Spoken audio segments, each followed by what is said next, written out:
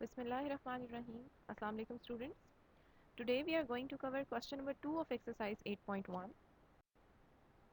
Question number 2 states, draw graph of each of the following. We have to draw the graph of the following equation and part 2 is x is equals to minus 3. Whenever we are given with only one value, जैसे यहाँ पे हमें सिर्फ x की value दी है तो हम एक टेबल ड्रॉ करते हैं। उस टेबल में हम x की एज इट इज़ वैल्यू लिख देते हैं जो हमें गिवन हो, और अगर हमें कोई फार्मूला ना गिवन हो जिसके अकॉर्डिंग हमें y की वैल्यू फाइंड आउट करनी है तो y की वैल्यू हम खुद से सपोज कर लेते हैं। हम कोई भी वैल्यू सपोज कर सकते हैं, ये कोई हार्ड एंड फास्ट रूल नहीं है कि जो मैंने वैल्यू सपोज की है -3, -2, -1, 0, 1, 2, 3 वही सपोज की जाए।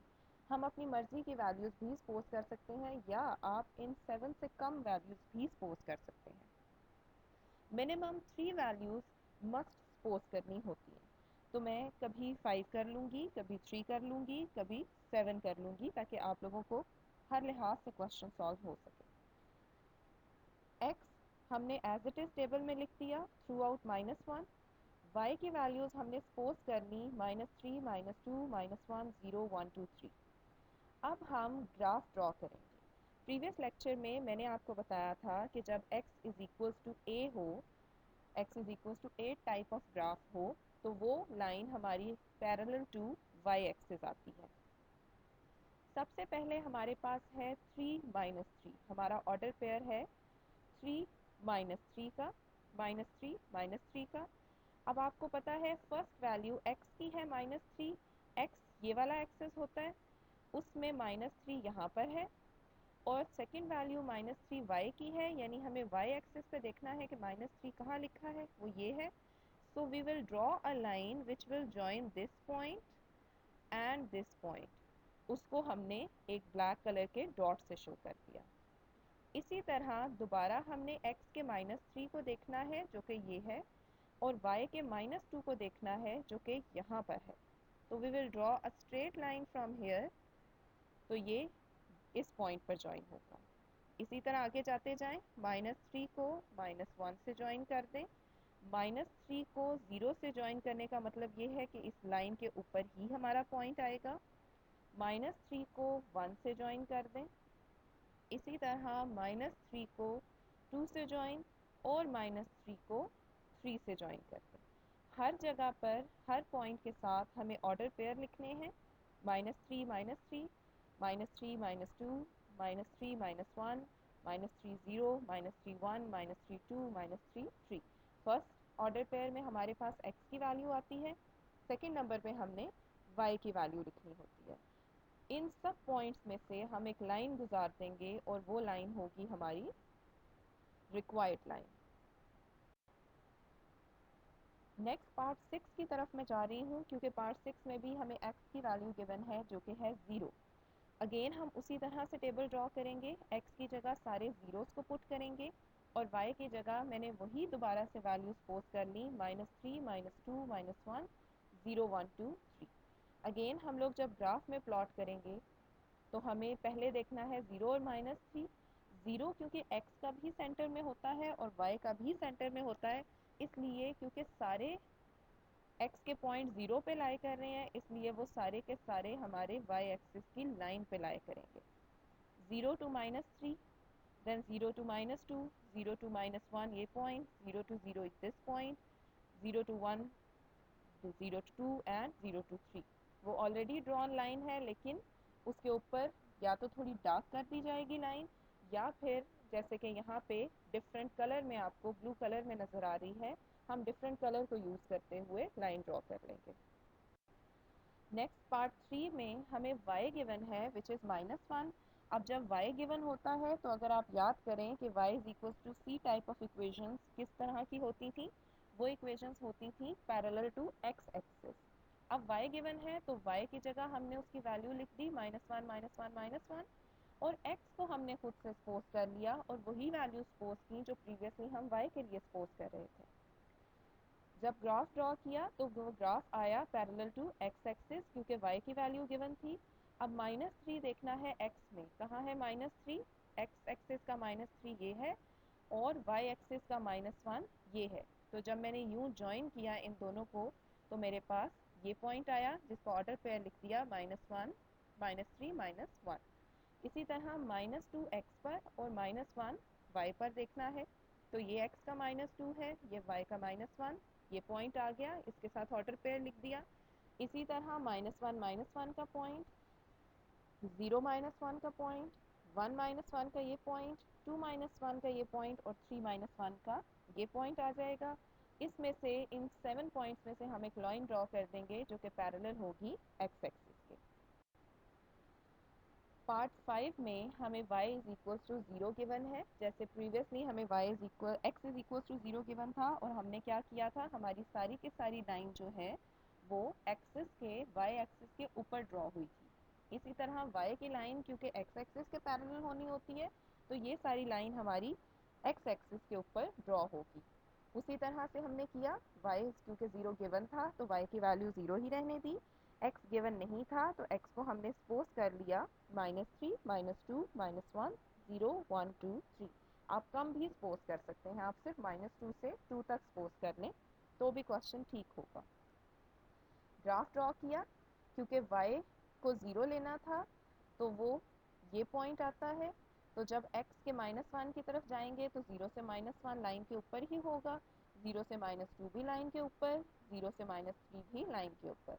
इसी तरह लेफ्ट साइड पे चले जाएं तो 0 to 1 भी लाइन के ऊपर, यहाँ 1 से 0 भी लाइन के ऊपर और 3 से 0 भी लाइन के ऊपर रहेगा। तो हमने इसको एक कलर लाइन से, जो कि ब्लू कलर की लाइन है, उससे शो कर दिया। नेक्स्ट क्वेश्चन अब आप लोग ध्यान से समझ लीजिएगा। यहाँ पे ना तो हमें x की वैल्यू गिवन है ना हमें y की वैल्यू गिवन है, लेकिन हमें एक फॉर्मूला गिवन है जो कि है -y = 2x। जब भी हमें एक पूरा फॉर्मूला गिवन हो, ये किस टाइप की इक्वेशन है, ये इक्वेशन है y = mx टाइप की।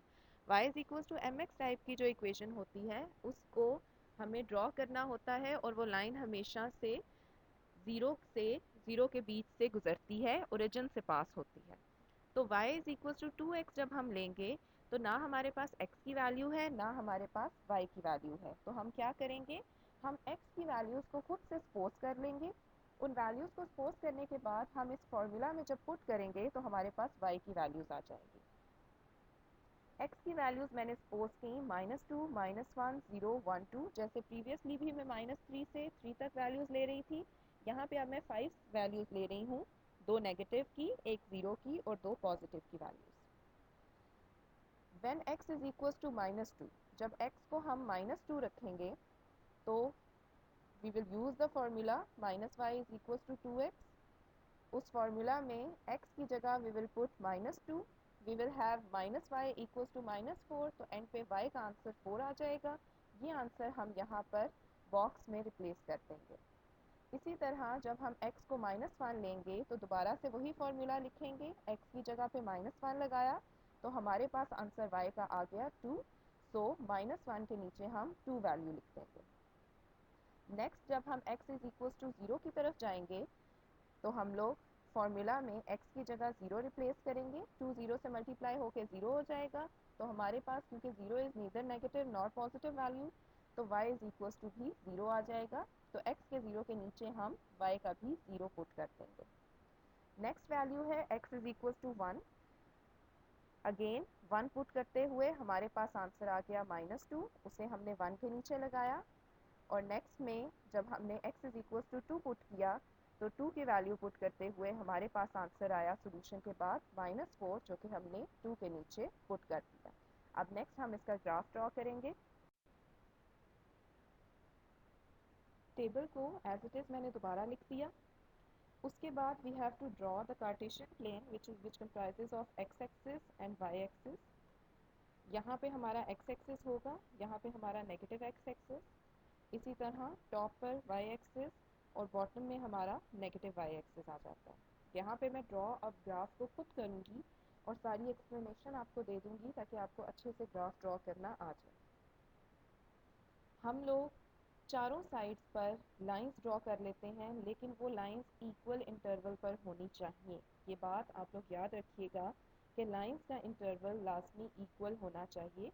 यहाँ शायद आपको अनइक्वल इंटरवल्स नज़र आ रहे हों, लेकिन आप लोगों ने जो इंटरवल रखना है वो इक्वल हो। आप लोग तो ग्राफ पेपर पर ड्रॉ करोगे तो आप लोग एक स्केल सेट कर लेना कि 5 स्मॉल बॉक्सेस इक्वल्स टू 1, या अगर हमारे पास जैसे से 4 वैल्यू तक जा रहा है तो अगर आप पूरे 1 ग्रेटर बॉक्स जिसमें 10 स्मॉल बॉक्सेस आते हैं उस पूरे के बाद भी 1 लिखें तो आपकी वैल्यू आराम से सारे डिजिट्स प्लेस हो जाएंगे।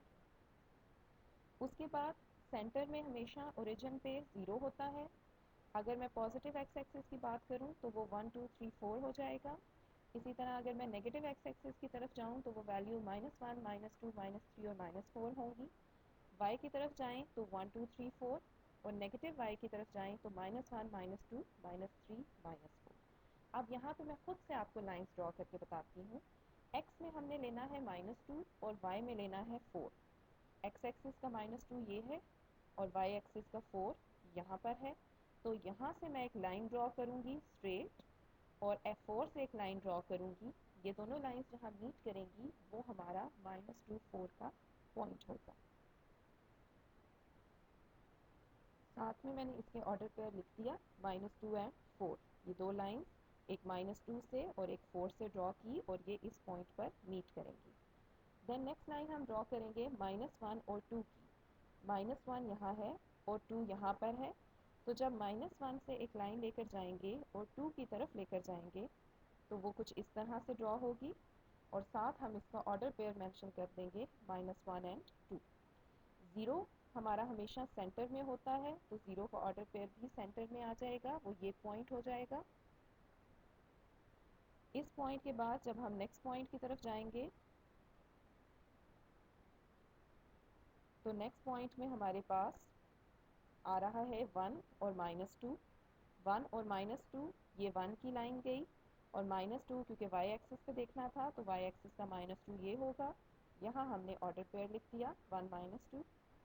इसी तरह जब हम 2 और -4 देखेंगे तो x एक्सिस का 2 यहाँ है और y एक्सिस का -4 यहाँ है, तो इन दोनों को भी जब हम ड्रॉ करेंगे तो साथ इसका ऑर्डर पेयर मेंशन कर देंगे 2 और -4।